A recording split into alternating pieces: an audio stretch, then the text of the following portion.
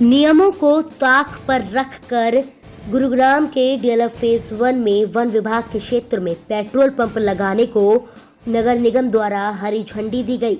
One विभाग की जमीन को पेट्रोल पंप के लिए अलॉट करने पर मानव आवाज संस्था ने आपत्ति जताई और उनके प्रयासों से ही एनजीटी ने ठोस कदम उठाया, जिसके बाद पेट्रोल पंप के इस फैसले को रद्द किया गया।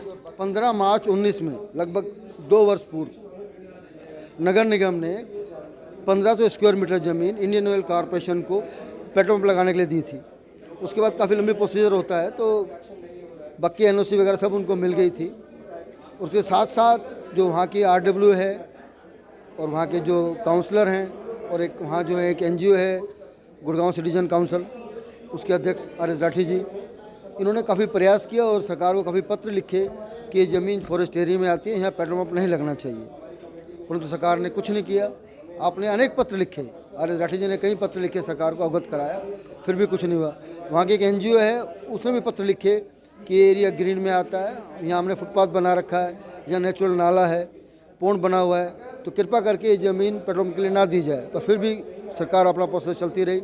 उसके बावजूद अभी हाल ही में स्थानीय विधायक ने भी, रूलिंग पार्टी के जो विधायक हैं, उन्होंने भी एक पत्र लिखा सरकार को कि भाई यहाँ पेट्रोल पंप ना लगाया जाए, ये एरिया फॉरेस्ट लैंड में आता है, पर फिर भी सब कुछ कंटिन्यू नहीं रहा।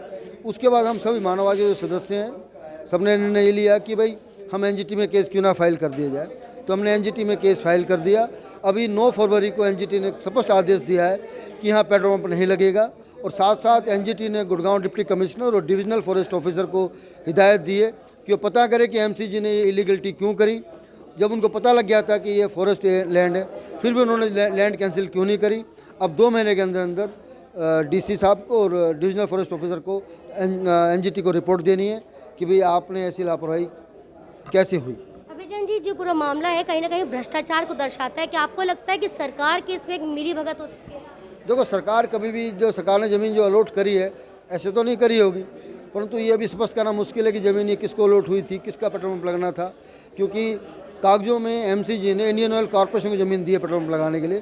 तो अभी ये कहना मुश्किल है कि ज़मीन कौन ले रहा था, पेट्रोल पंप किसका लग रहा था, अभी ये कहना अर्ली स्टेज हो गया। परंतु कैंसिल ही हो गया तो बात खत्म हो गई है। एक भ्रष्टाचार जो शहर में हो रहा था वो रुक गया। देखो, सरकार की तो कोशिश ये थी कि ग्रीन बेल्ट में पेट्रोल पंप दिया जाए, लेकिन हमने आवाज़ उठा करके उस चीज़ को रोका है ताकि हमारी ग्रीन बेल्ट बची रहें, क्योंकि ग्रीन बेल्ट हमें इन्वायरमेंट के लिए बहुत ज़रूरी है इस शहर में, क्योंकि कंक्रीट जंगल बन चुका है। इसके लिए ग्रीन बेल्ट बचाना बहुत ज़रूरी है।